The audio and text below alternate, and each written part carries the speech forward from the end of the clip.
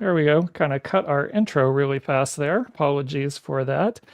Um, so let's start our normal intro, I guess, our vocal intro. Welcome everyone to another episode of the LGS Pod. I'm John Cross. With me is my host, as always, Dylan Wilson. Dylan, how are you doing tonight? Doing all right. It's starting to warm up, getting a little humid, so I'm hanging in there. My apartment gets really warm, so this time Yeah, of it's year can a get rough.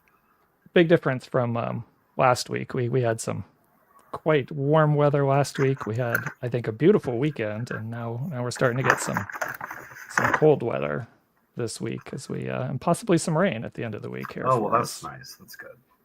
Yeah. Um, I imagine probably like me, you've been catching up on, tonight is the third round of the Open Cup. It's the opening day of that third round.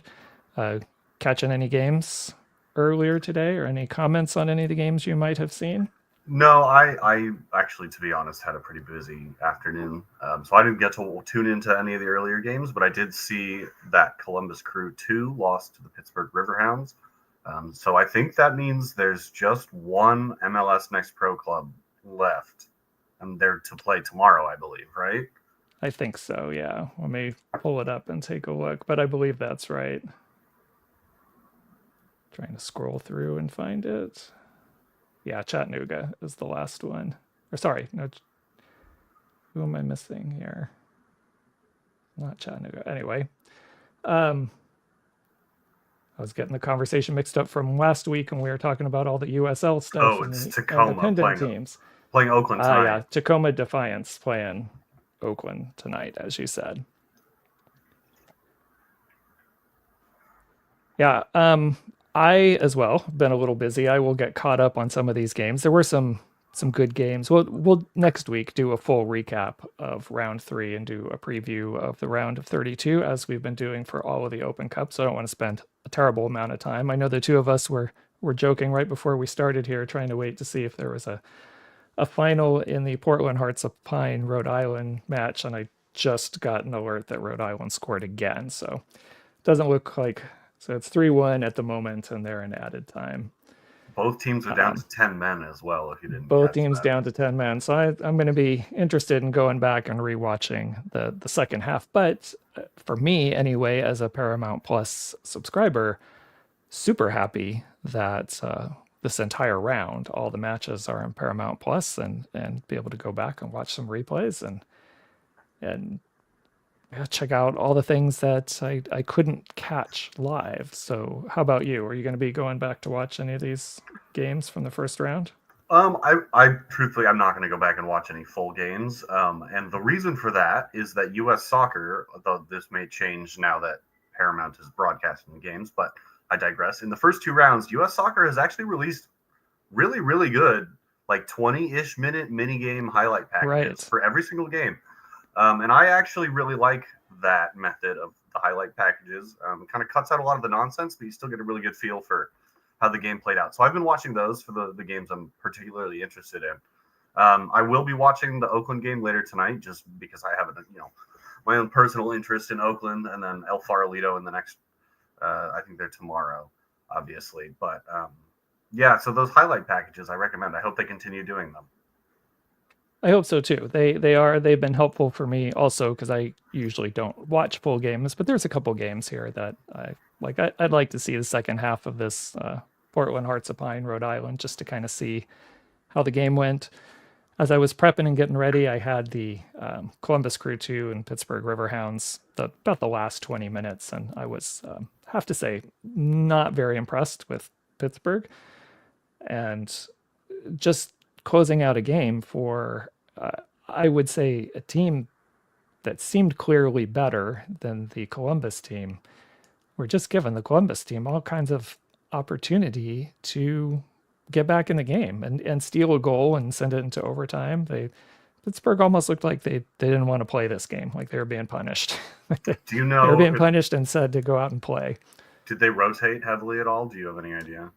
I am not familiar enough with Pittsburgh's roster for I'm not either. this season especially, and I didn't dig too deep into it at all. That's quite possible that they did have a fairly heavy rotation because they just had a match, like all these teams, had a match on the weekend, have a match coming up next weekend. So I'm sure there was some rotation because that's a lot for try to squeeze in 3 games in 7 or 8 days.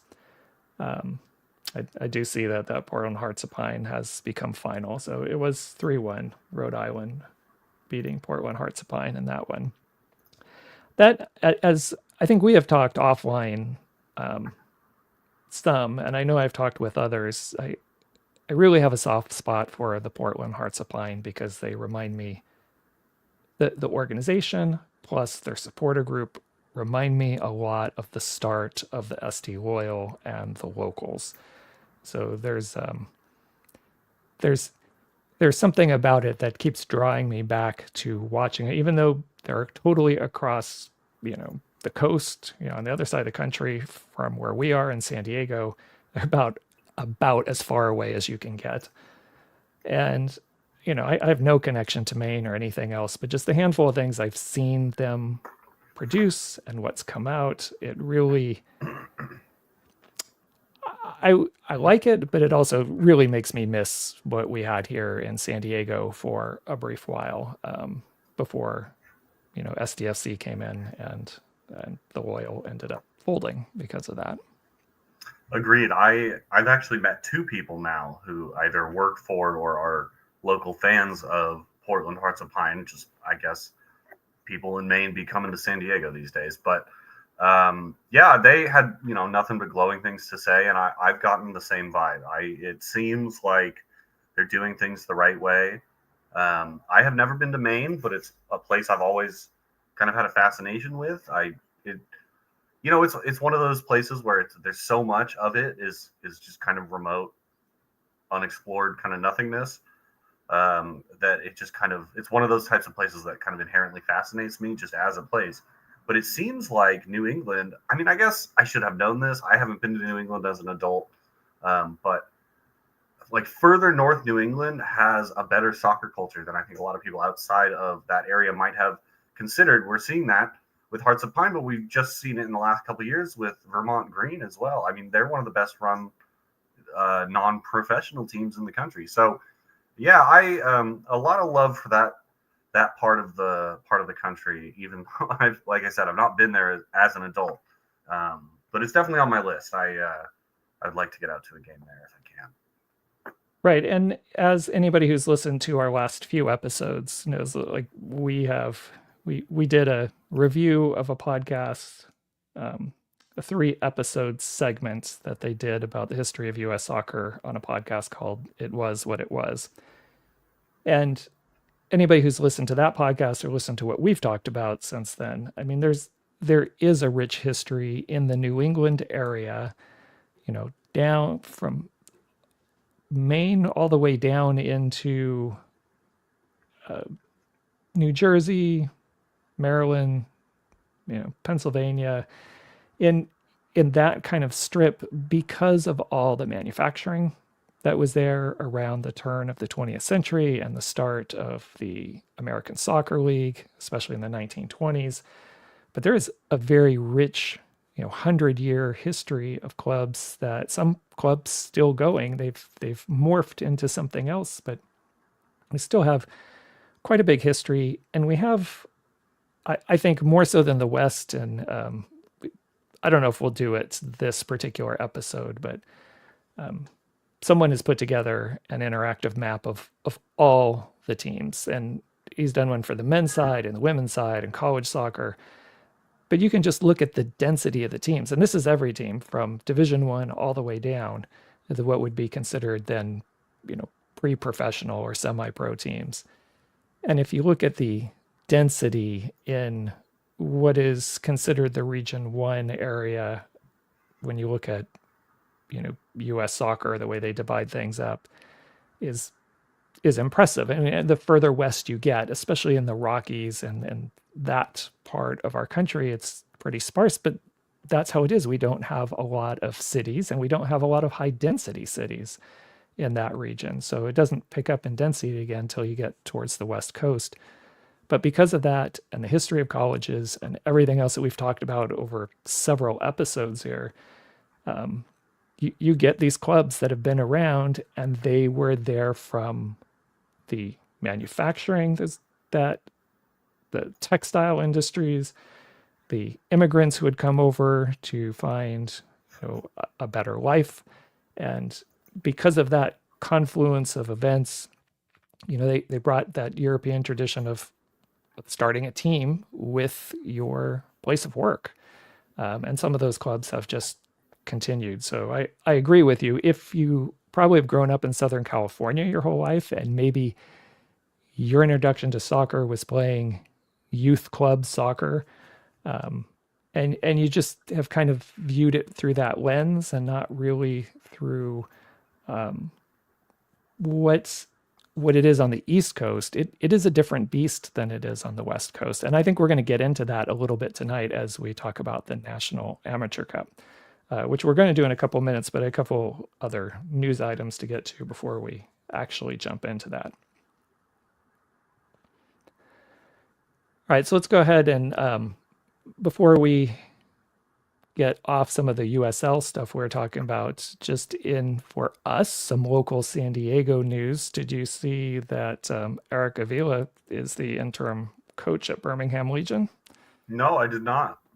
Yeah, they fired their coach, and he's now the interim coach. Now, I don't know if he has a front row. I did not dig any deeper into this other than the name popped up, and I was like, oh, that's something interesting to talk to. So good to see, again, someone who local and with several teams here in San Diego, but was there the first season with San Diego Loyal, getting a shot at being the head coach of Birmingham Legion. Very cool. And then there were quite a few reports. There's been quite a few over the last couple of weeks of the USL championship television numbers from early in the season here on big CBS. When they have their games, and the numbers are quite good, comparable. Now, it's tough to compare directly right now to Major League Soccer because they're behind the Apple paywall, and a lot of people are watching there. But the USL is far outdrawing of anybody who's watching it on over-the-air television. USL is outdrawing MLS pretty handily right now as well. Any thoughts on the numbers and maybe why the numbers are up quite a bit now than they were even a couple of years back? The numbers vis-a-vis comparing them to MLS, I really don't put any stock in because, like you said, it's not really a fair comparison. That said, the number in and of itself was very impressive. It was like what, 700,000, something like that. Yeah, it was at Phoenix and San Antonio, I think. Yeah, and so that I mean that's fantastic. That's a good viewing audience for a second division soccer game, and I think there's a lot of things probably that played into that. Those are two teams with more sizable fan bases and kind of larger catchment areas in the sense that there aren't a lot of other teams of the same kind of caliber and sport in a large, surrounding region.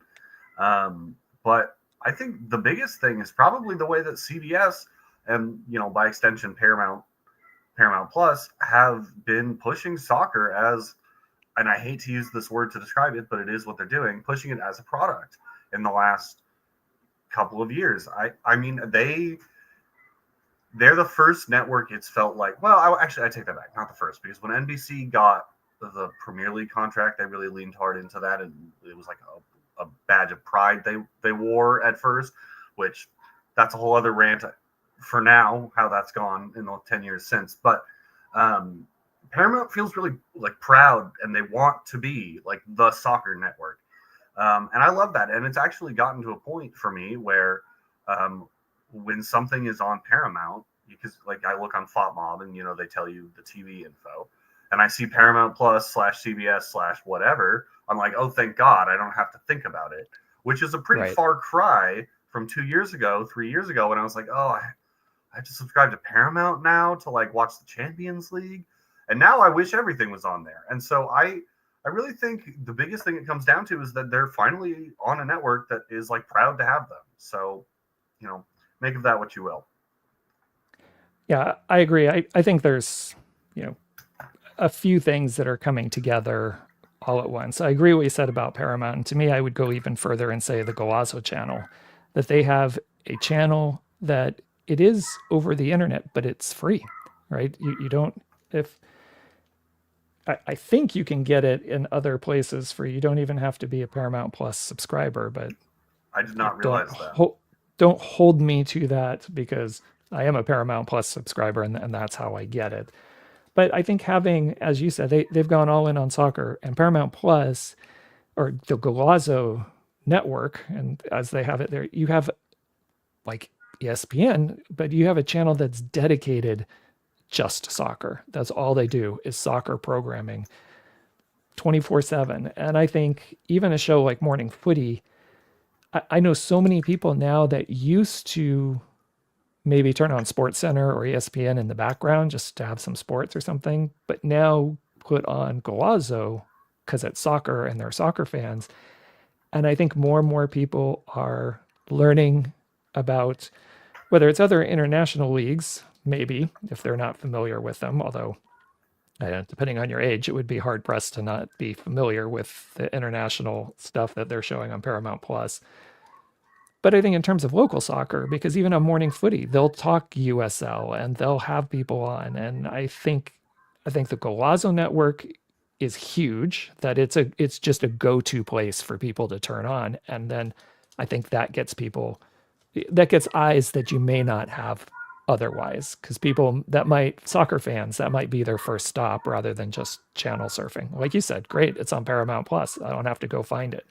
Yeah. So I think that's one thing, and I'm 100% certain, although I have no evidence to back it up, that the announcement of having a Division One league and the announcement of implementing promotion relegation when that Division One league happens has to generate a little more interest in people at least wanting to check out and see what's going on, even if they don't have a team in their area. I think it's a storyline, right? And this is why we like sports. We like sports for the stories. And when there's interesting storylines there, which is I think is one of the things that promotion relegation offers that a lot of people can tie into, I think it helps draw an audience and brings people in. And we have talked about this a lot.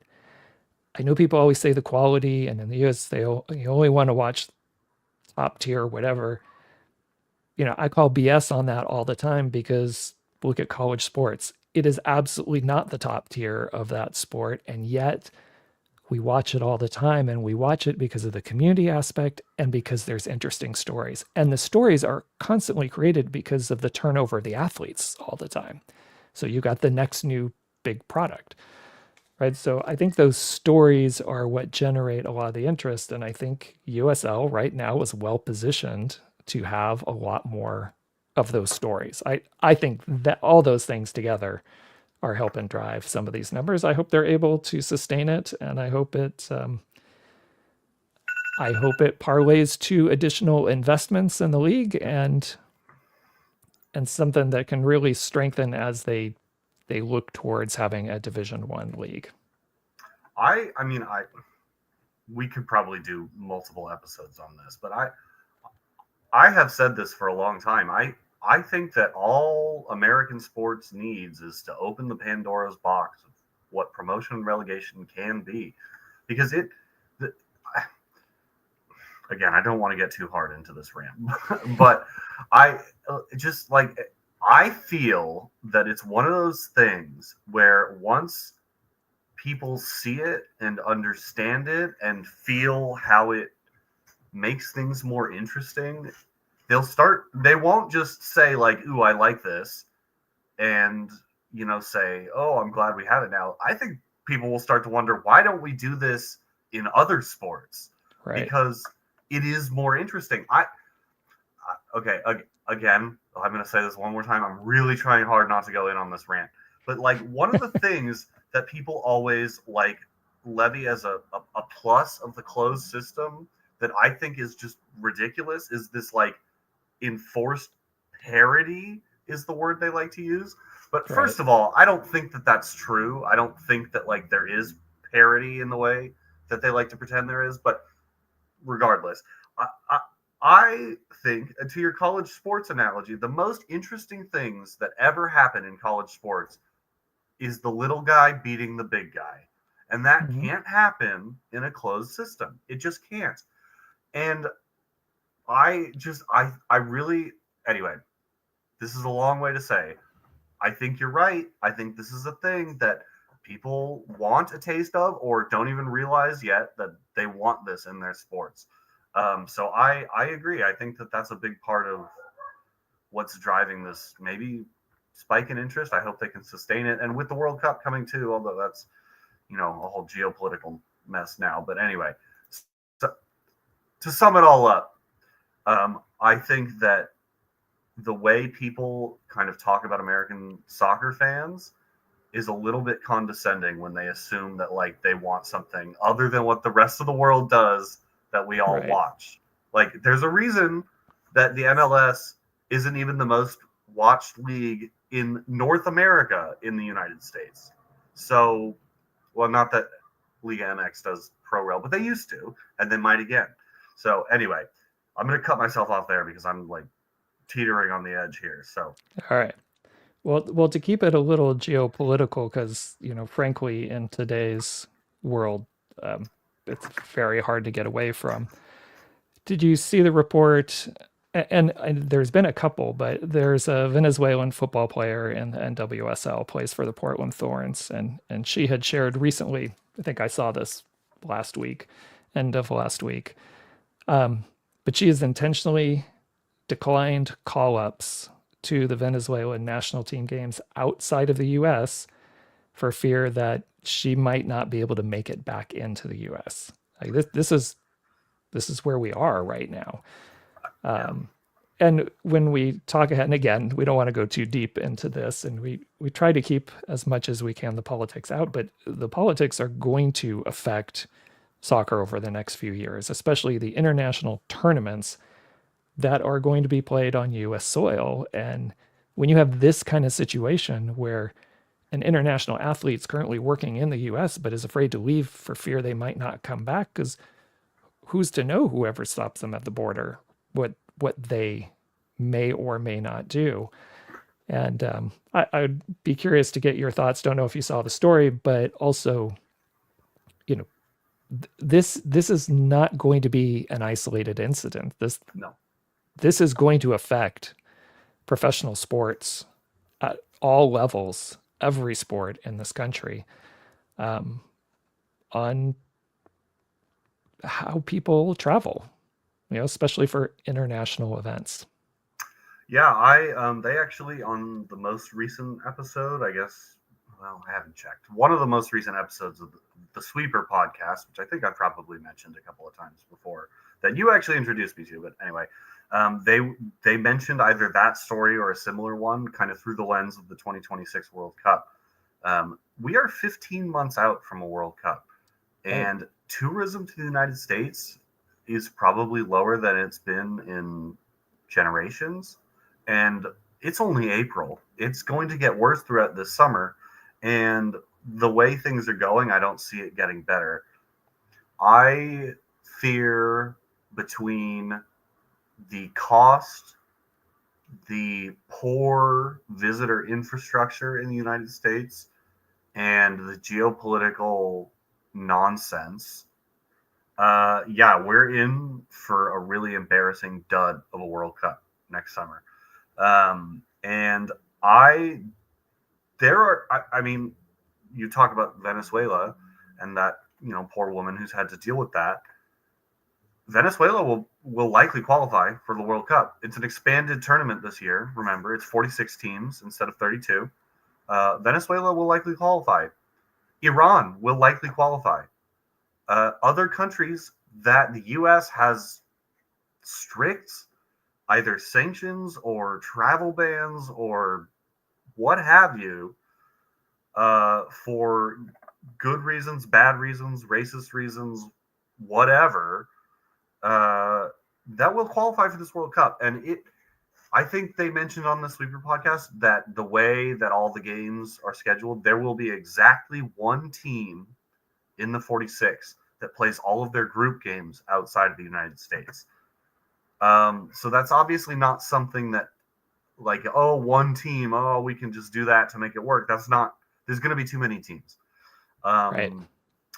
So truthfully, I don't know. I don't know how this is going to play out, but I think it's going to be ugly, and I think it's going to be embarrassing.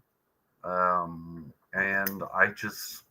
it's a shame that the World Cup is returning to the United States for the first time since like weeks before I was born, and I'm like embarrassed about it.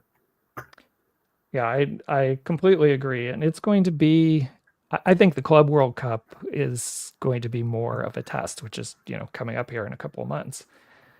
Because we've seen it with other countries. We've seen it with Qatar and Russia that, you know, the world's eyes are on a country, and sometimes they will bend over backwards to make that event work just for that brief time period. While a lot of people's eyes are going to be on the Club World Cup, it's not going to be anything like the World Cup. And I think this will be a little more telling because um, I while our current US government might be looking ahead towards the World Cup, I'm not sure they're really looking at the Club World Cup. And it'll be interesting to see how many people try to travel here to watch their teams play and what kind of problems we hear I would of be people coming shocked. in. I would be shocked if anybody who has the ear of anybody with any kind of power in the executive branch of the United States government right now is aware of the Club World Cup. Like, I don't see it. Yeah. I have no idea knowing one way or the other, but that wouldn't surprise me. And frankly, I mean, I don't have any relatives outside of the US that are planning to come, but if they were, I would tell them to stay home and Yeah. watch it on television. I would not encourage anyone to come right now, and frankly, I'm not sure I would travel. Yeah. But It's a real concern. speaking of international tournaments, this will be our last news item here. And with the next Olympics coming up, what we got coming up here? In 28. 28. So it's LA. Sorry, I was thinking we Yeah. maybe had one in between. I was getting my years all messed up in my head. So for the LA Olympics, did you see that for soccer, at least, and I don't know how many other sports it might be like this, that there will be more female teams participating? I think they've upped it to 16. Gosh, I'd have to go back and look at the article. And the men's have dropped down to 12. I did Did see you that, see that? yes. Yeah. And that is part of a bigger effort to bring. It's kind of like Title IX. It's kind of, this is like what we've experienced in this country with Title IX, trying to bring some kind of parity or equity in the total numbers of participants. And I think as part of that switch, this will be the first Olympics where there will be more female, just barely, but more female participants than male participants. So, with all of that in the context, what are your thoughts about that? Well, I mean, I can't say I'm surprised. I I also can't say I've paid attention to the decision making process. I just saw the story break the other day, but um, the women's World Cup is not as old as the men's World Cup, but it certainly has the same level of significance. But maybe just as a fact, or rather as a function of the fact that the Women's World Cup really only became a thing, or in its modern form, in kind of the modern age of globalism and sport and television and things like that.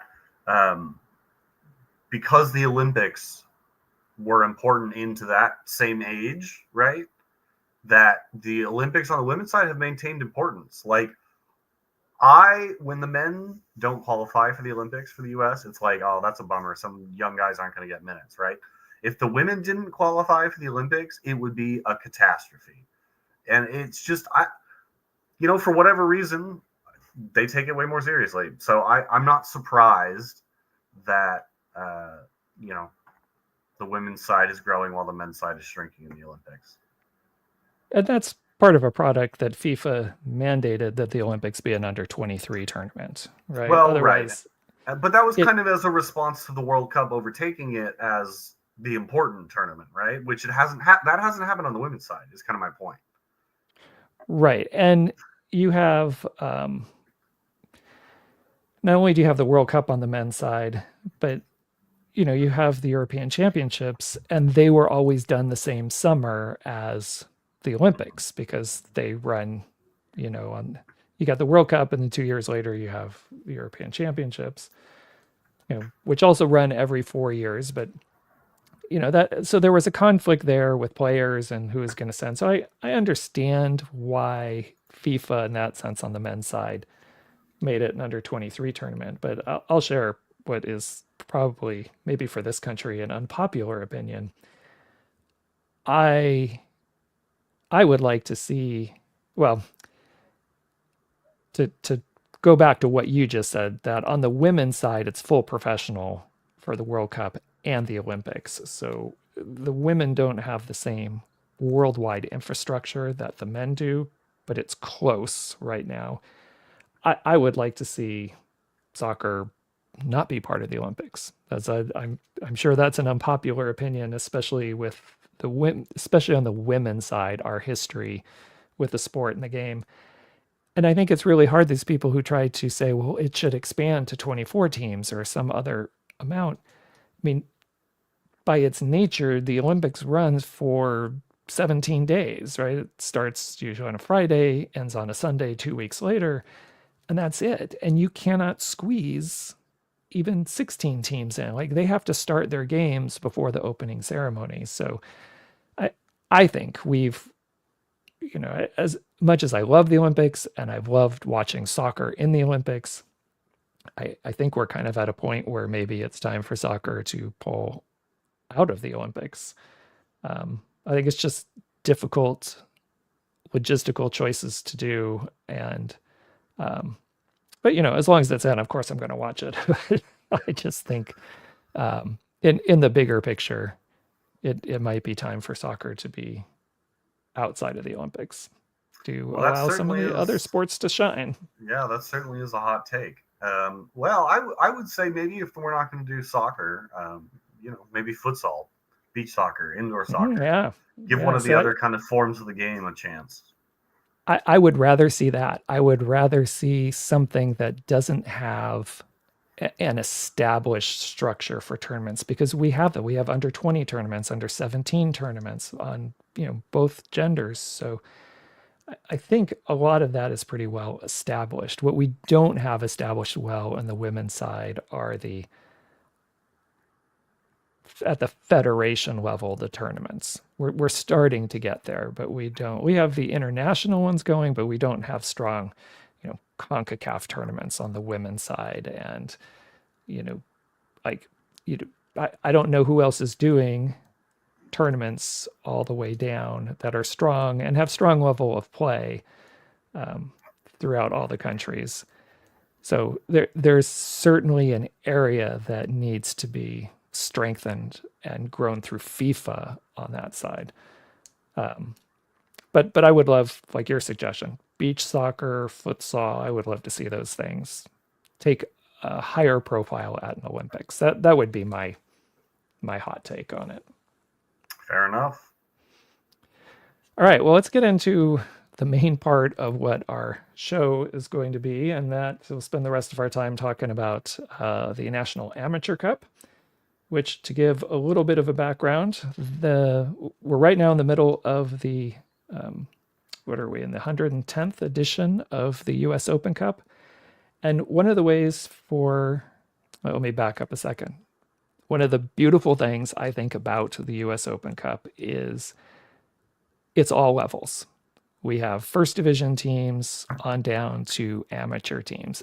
Anybody can make it into this tournament, or at least there's a pathway for anybody to be there. You can't just sign up and be a part of it, but there's an avenue, there's a pathway for any team, any adult amateur team on the men's side, and not on the women's side, but on the men's side to make it into the US Open Cup. And we need to do that on the women's side to get a strong women's version of the Open Cup.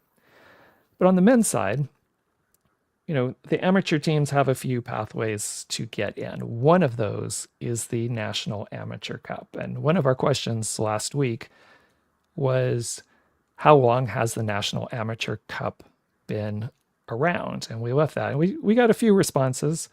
There were a couple of responses were like dead on, so clearly people looked it up, which is fine.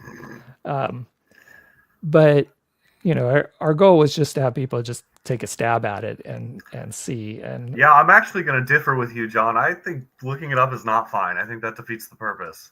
So I'm upset with whoever did that. So I'm not going to reveal names there, but most of the other answers kind of went around the 70s ish, and I don't know if it's a Title IX or people feeling like that's just kind of the growth of soccer in this country, especially from the youth participation level. But so I wasn't too surprised to see. I would say that was where the bulk of the answers came in, around there, and we had about a dozen or so responses. And we talked about this after our last episode when we asked the question. So do you remember at all when the first year of the Open Cup and how long it has officially been around? Well, I mean, I have the Wikipedia page open in front of me, so. Oh, well, there you go. You can give us the answer. Well, I can tell you, it was founded in 1923, but the first champion was crowned in 1924. So. Yeah, and there's a interesting story. So it's been around for, I think we're right now in the 101st edition because they did miss a year for COVID, which the Open Cup, I think, missed 2 years for COVID, but the National Amateur Cup missed a year for COVID. So it is an old tournament. It has been around for a very long time in various iterations, like lots of things in our country. But let's go ahead and talk about that because I know you have the Wikipedia page. And again, right now we're going to focus on the men's side, and then we'll talk about the women's side. Because there is, unlike the US Open Cup, but there is a National Amateur Cup for women, which is good. We just need to evolve that up into the full Open Cup. But let's dive into that a little more. And I know you did a little bit of looking into it. So why didn't we have a champion that first year? We had a tournament, but we didn't have a champion. Inclement weather is the reason given, yes. Which, today in this day and age, over 100 years later, sounds kind of ridiculous. But, this was before really the average family had a car. Like, getting around was not easy. Teams traveling was not easy. It would take, days more likely than hours. So I guess it makes sense in that context, but it does still feel a little silly to say. Yeah, they made it up through the semifinals. They weren't able to have a final match because of inclement weather. And also, again, for anybody who might have missed some of our earlier episodes when we talked about especially this time period in the 20s, which is when the ASL was booming,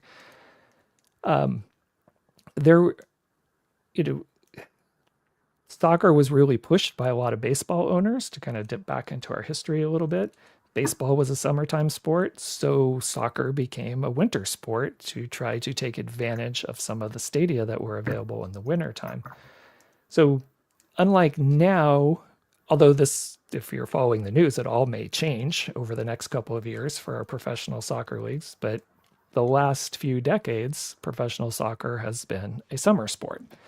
And kind of the opposite, competing against baseball and taking advantage, at least initially, of some of the NFL stadia to play some games before we have our prevalence of soccer-specific stadia that we have now. So it was played primarily in the winter, harder to travel, as Dylan said, not not everybody has a car. Most of the travel is done by train. So, it was a different time, and they couldn't pull off that final, um, the final, right? They couldn't pull off the final. So that was interesting. And then they did eventually crown a champion the next year in 1924. And you said you have that up in front of you. Who is our national champion? It was Fleischer Yarn was the soccer club of S&B and B&W Fleischer Manufacturing Company in Philadelphia. Right. And this goes again in, if you've had listened to any of our other episodes during this time, that so many, like in Europe, so many of these soccer teams were tied to workplaces. They were tied to manufacturing places that had a lot of immigrant workers, and they had teams. And this Fleischer Yarn was in Philadelphia area, and they were a very strong amateur team at the time, and they have you know the title of being the first winners of the National Amateur Cup, even though it was the second year, right? Right.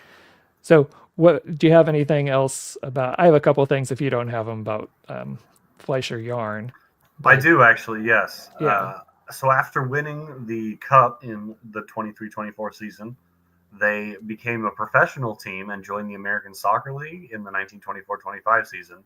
right. And that led to what I'm going to have to submit as one of the best single sentence entries in Wikipedia I've ever seen. After one mediocre season, the club folded. And this is, again, we've talked about this for a few episodes when we're looking at the history of soccer in the US, encapsulates so much of this American perspective of the sport. So, just to do a quick, going back in the 1920s and the formation of the ASL, you had a lot of owners that were trying to make money. It's the roaring 20s, and they were looking for ways to spend wealth and make money and do sport. Baseball's successful. They're looking to have another sport, kind of like baseball, to fill the winter time. But as is a common pattern in this country throughout our history, in all sport, not just soccer, it's about owners trying to monetize a product more than it being about the sport itself and competing for merit. It's about making money, right? Which is, again, very common theme in our country. So they move up to the professional ranks, have a mediocre season, and the owner promptly folds the team. It's not worth it to me. I'm not making enough money, right? And it gets back to, again, what I always think is, if you want sport to be successful, you got to make it about the community, and you got to have good stories there. If it's about money and profits, then that owner is just going to decide whether it's worth their time or not. And as a community, you're at their whim, which I think has just been the history of sport in this country for more than 100 years. Well, and I think too that that's a really good example, actually. And we've touched on this before, but it's a very good example of how having an open pyramid where teams can move up and down as they succeed and fail, actually kind of counterintuitively insulates against clubs Yes. folding. Because if that club had just been relegated back down to the amateur level, there would be no need to fold it, because all of a sudden the costs would have largely gone away. And I just think that it's, like I said, it's a little counterintuitive, but it's a good example of how that would have actually benefited this club and community. Granted, it was only, 5 years old or whatever, but still. Right. And I think it's hard because it's kind of an all or nothing proposition, especially when a wealthy owner comes in and wants to shoot for the moon and it doesn't work, then they just bail, and then the club's in shambles. Now, some people could argue you see the same thing in promotion relegation, when you get an owner who tries to spend a lot and move up to the next level and doesn't happen, or it does happen and then they promptly get relegated and the owner bails and they're in shambles. Yes, that happens also, but as Dylan points out, there's a there's a level there that helps insulate it. And, your chances of clubs going into some kind of receivership or bankruptcy are lessened when you have all that structure around you, because it's not about the league and it's not about an owner just making money. It's about merit and that team being able to find the right spot within the system. And I think that's what helps overall. And instead of that right spot being us 30 owners are going to decide who gets to play in this playground and who doesn't. Well, and my response to that point would be, 95% of those clubs you're pointing to still exist in their Right. current forms. Yeah. At a lower level, sure, but they still exist. They didn't go anywhere. And that to me is a wildly better outcome. But anyway, that's a rant for another time. Well, I have a particular team I want to focus on, but Sure. Yeah. before we get there, did you have anything else kind of more historical to look at before we we talk about kind of how it is now? Well, just a couple of things that did pop up in my research that I guess I'll go ahead and point to. That maybe you were planning to talk about anyway, but I was surprised to find how recent the advent of the winner of this amateur cup getting an open cup spot is. That's only 2019. That was surprising Right. to me. To me, that To seemed get an like automatic berth. right to Yeah. get an automatic berth to the cup proper rather than the qualifying rounds. To me, that seemed like a really obvious thing to have. So I was surprised to find that was such a recent addition to the format. And the other thing I caught, and it was hard to miss while scrolling through, the tournament's most successful team, St. Louis Cutis SC. I'm hoping I'm saying that right, though I Yeah, acknowledge I'm probably not. that's a team I want to talk about. So go ahead. Well, they've won it 7 times, which makes them the most successful club, I think, by one or maybe 2 titles. No, yeah, somewhere around there. They won it 6 times in a row from 1956 to 1961. So I guess I point that out because is that the most dominant run of any team at any level in U.S. soccer history? I think it would be I don't hard to know. It's a argue good it's question. not. I don't know if you could point to anything else, honestly. Yeah, not only did they win it those 7 times, they were runners up twice. They were, you know, Oh, I missed that. consistently Yeah. consistently a very, very strong team from about 56 to 71. 71 was their last time that they won it. And again, this is a time period, if you know anything about the history of US soccer, where we didn't have any kind of national professional leagues going on. We had a lot of regional leagues and amateur leagues that were playing.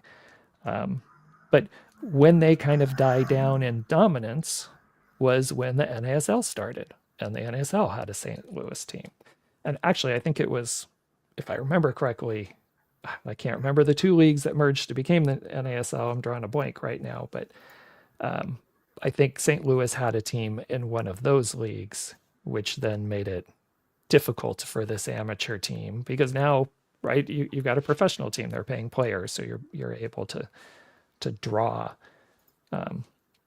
I'm sure some of the people who were playing for the St. Louis team to possibly play up on the professional team, even though they're owned by different people. But they have a very interesting background all the way around. They had several different names, and were originally the St. Louis Raiders, and a few other names before the name that they had for most of their time, the Cutis SC. And I misplaced my note here, and I forgot what I was going to say. So I'm gonna toss it to you for just a second if you Sure. had something Yeah. else you wanted to share, and then I'm gonna see if I can find what I was going to talk about for them. Well, this is less historic, but I wanted to say that I think actually this is still true, but in general, historic U.S. soccer team names and amateur U.S. soccer team names are so much better than the professional team names. Like Yeah. I still think frequently about that first SDFC like event press conference with the video of Tom Penn. The surface like, oh, are we gonna put the football first and be FC San Diego, or put San Diego first and be San Diego FC? As if those are the only two options that could have ever existed. And it just like I get it. It's a brand, it's a marketing thing, like whatever. But I just like I'm sorry, but Akron Goodyear, Cleveland Shamrocks, like German Hungarian SC. Yeah.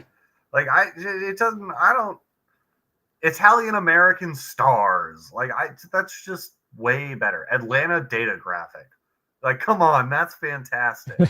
So I don't know. I wish like I get it. American soccer has this kind of own historical culture at the pro level, at least the MLS does, of kind of initially these silly team names into now this very like international Euro style branding. But man, I wish we just kind of stick with the fun stuff. Right.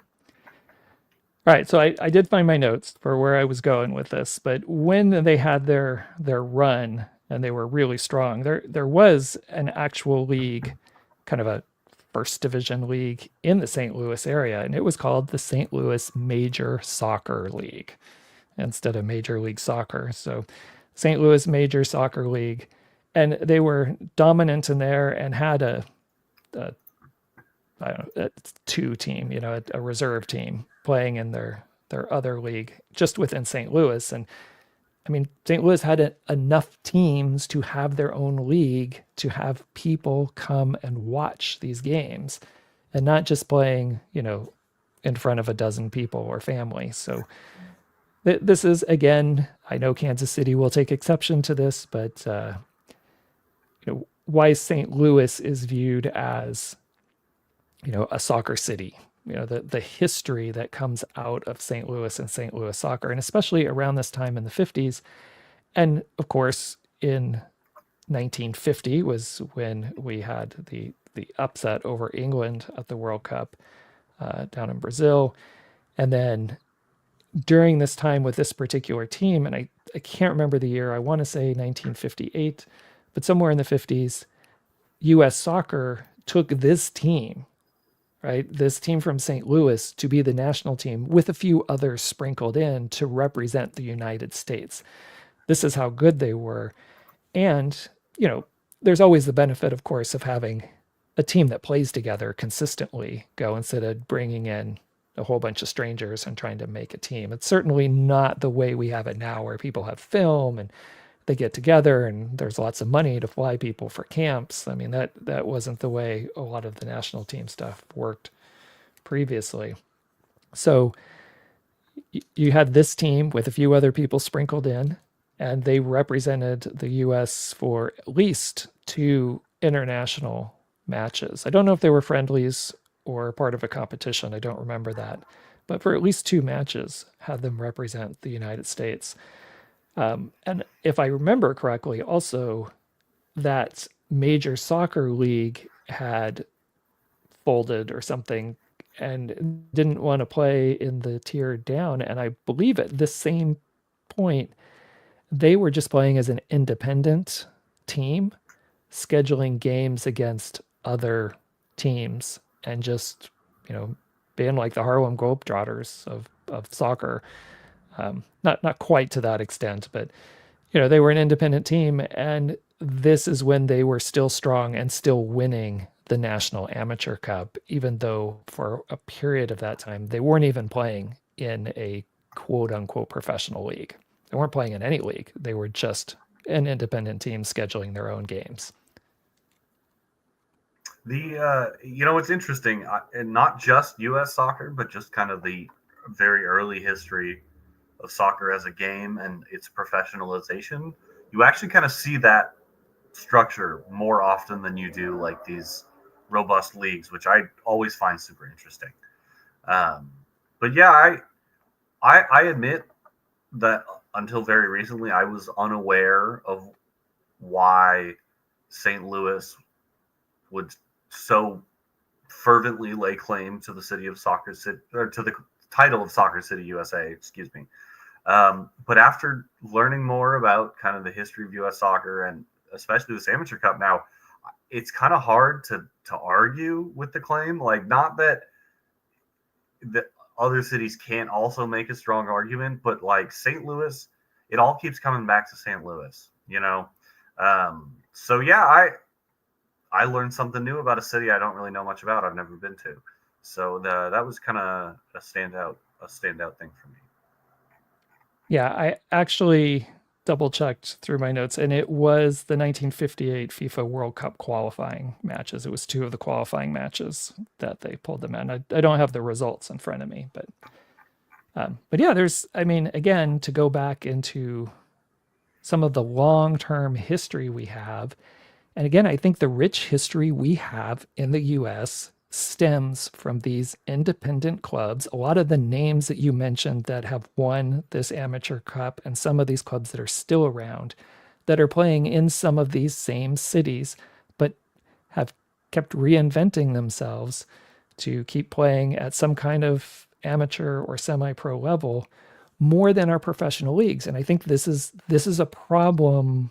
I shouldn't say that. How do I want to phrase this? I think in the US, we are so trained, for lack of a better word, to focus on whatever the top division is. It's the NFL, it's the Major League Baseball, it's the NBA. We are like, and that's it. And these owners control this particular product, and your city is lucky if you have one of these teams. Like, your city has arrived if you have one of these teams. Everybody else is out of luck. But these leagues, in terms of soccer, they come and they go for a variety of reasons. And we'll have some other historical podcasts where we dive deeper into that. But the leagues are constantly coming and going, and some of these independent teams are staying. They're more than 100 years old. Some of these, a lot of the FCs were field clubs instead of football clubs, especially as the NFL started to take off, to not be confusing on the two variations of football. But you have these independent clubs that have stayed around. What if we had followed the more traditional worldwide model way back at the turn of the 20th century and started building sustainable merit-based leagues and had promotion and relegation? I think we'd have a totally different landscape of soccer in this country, and probably had been able to our I think it would have been approached differently, and we wouldn't have the NASL trying to capitalize on the 1966 World Cup and bring soccer to the US, but these rich owners just trying to go all in and jump in at the top without a strong foundation underneath. And I think those are, I think a lot of people like to point to, well, soccer will never be successful because I think we have a lot of independent teams that have remained successful because they've maintained that independence. And soccer's still around in spite of all these rich owners trying to make a buck off of people who like soccer and bail at the first sign they're going to lose money. Yeah, I agree. I would argue that soccer exists in spite of rich owners, not because of. So, yeah, I mean, who knows if we'd had if the United States Soccer Federation had done their job from the start, maybe St. Louis Cudas SC would be one of the top teams in our first division these days in the American Premier League or whatever. Who knows? So it's kind of, it's almost a little bittersweet going back over this history, just because it's you feel like some of these teams maybe have been hard done by just the lack of structure. Right. And again, in this country especially, it comes down to money so often. Money and rich people kind of, I'll call it meddling with the sport instead of, just helping support the sport as a sport. All right. Well, before we wrap up, because there is a women's side to this too, I don't want to leave it that we just talk about the men's side here and some of the history with the National Amateur Cup. And again, a rich 100-year history on the men's side. The women's side, not does not go back that far. It goes back, well, I'll have to say, and I'm going to say this, I'm going to put my teacher hat on for a second, because I know a lot of my colleagues are very, poo-poo about Wikipedia and stuff. And I'm here to tell you, as someone who teaches critical thinking and media literacy, there's nothing wrong with Wikipedia as long as you know what it is and how it works and how to check and validate things. And one of the best things for me about Wikipedia is that it cites sources down there at the bottom. There's things you can go back and check. And especially for historical stuff like this, Wikipedia is a great first place to go and to springboard and look into other things to dive a little deeper. Now, I wish that that was true on the women's side, because my goodness, the information on the women's side for this tournament is a hot mess. There are 3 different just Wikipedia pages that are trying to explain this women's amateur cup, and they all have conflicting information, and a lot of them don't have good sources cited.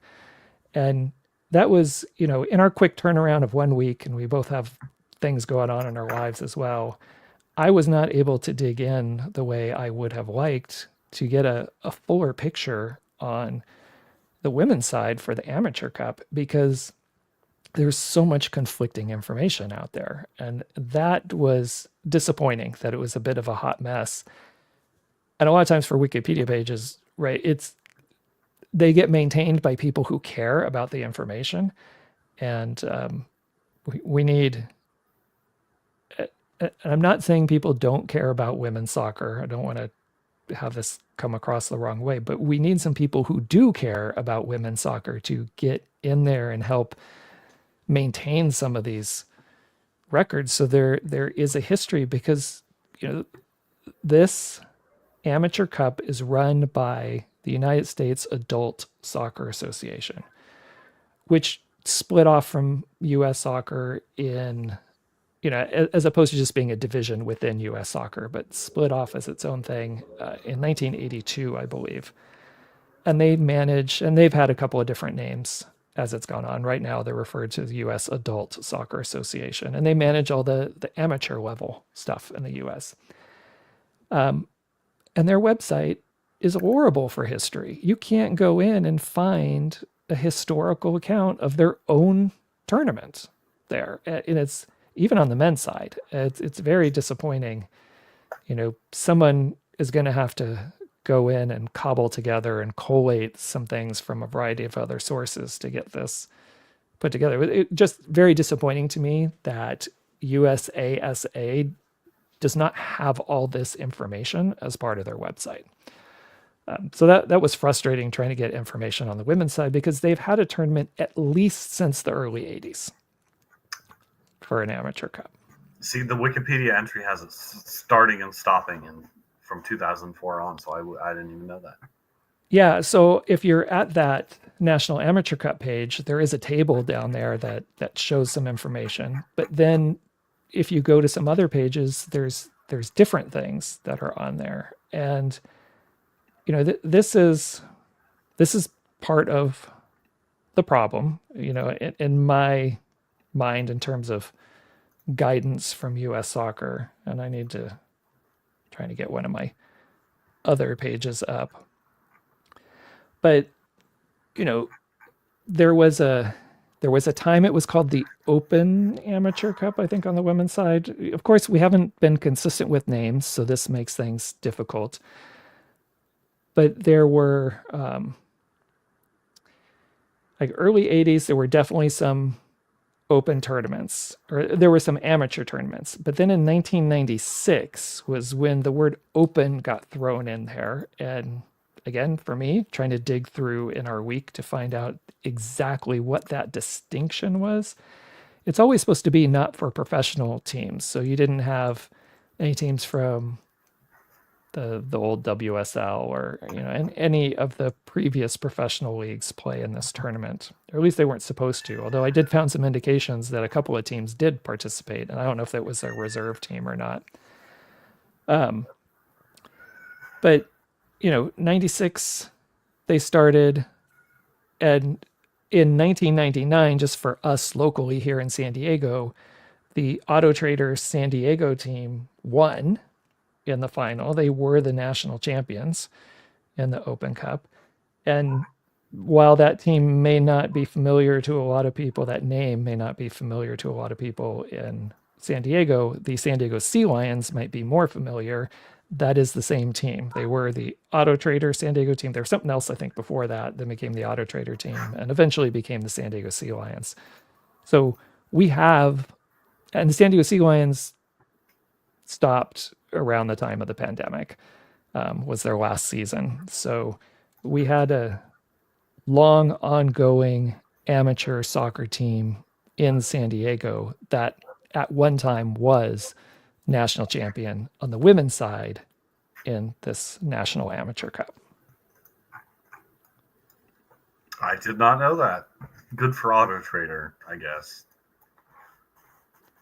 Yeah, back when Auto Trader was a big publication in San Diego. But yeah, trying to get consistent information. And I'm even have 3 pages pulled up right now. And you look at certain years, and each page lists a different team as being the champion. So part of that, I would personally like to do a little more digging at some point, so we could come back on a future episode to really do a follow up and do better by the women's side here of the history of their amateur soccer cup, and hopefully that this amateur cup, along with the Brandy Chastain Cup that's supposed to happen this summer, to take the winners from various of the pre-professional, and I don't know if the NWSL is part of it, I can't remember now, but to take winners of these various leagues that we have in the country, at least those 4 winners, and put them together in a tournament. Hopefully that will be the start of the new women's US Open Cup, and have that run parallel to the Amateur Cup. And the Amateur Cup, hopefully, just like on the men's side, can guarantee an automatic berth for an amateur team into the US Open Cup for women. Yeah, hopefully. That's what it's all about, right? Yeah, I tell you, it was frustrating going through that, trying to find a little bit more information, but hopefully over the next few years we can see a significant change and push on both the Open Cup tournament and the National Amateur Cup on the women's side. I mean, I think the women's side has so much space to grow. Or I would love to see them try to add more tournaments. I think that's nothing but a good idea. So. Yeah. And like I said, we'll kind of wrap that up for now where we are with this, but we'll keep diving into some history in future episodes. We're going to be looking at some of the leagues and history of leagues, and kind of help get people up to speed with where we are now in terms of soccer, so we can eventually get to a conversation, as at least the USL gets closer to it, to really talk about promotion relegation. We'll do at least an episode, maybe a couple of them on that, and maybe get some special guests to come on to talk about some ideas around those things and how we could potentially open it up and do an open pyramid like the rest of the world does. That's the dream. That is the dream. All right, Dylan, any soccer plans for the week? No, gonna tune into that Oakland game in about 20 minutes. That's the big one for the night for me. And then tomorrow, I think I hopefully, unless work's busy, just spend the afternoon watching games. So. Yeah, same with me. We'll be catching up on games tomorrow and getting ready for our episode next week, and catch some episodes when I can. All right, just as a reminder, we'll be back here again live every Tuesday at 6 o'clock on our YouTube channel, and then you can always find the podcast through your podcast feeds, usually by the next day. Our partners that we work with, SanDiego.futbol, also have a show on Monday nights, 2 Balls and a Mic. Check them out at 8 o'clock on their YouTube channel as they go live, or follow them as well on your local podcast feeds later in the week. You can find us on BlueSky, BlueSky only. We don't do Musk or Meta over here. So at BPD Soccer Shorts, sorry, let me do that again. On BlueSky, it's soccershorts.bigpinedigital.com. But if you want to check out any of our old Soccer Shorts episodes, they're on YouTube at BPD Soccer Shorts. All right, Dylan, thank you very much for your help this week. And Thank you. we'll look forward to doing it again next week. Sounds good. See you then. All right. Good night, everyone.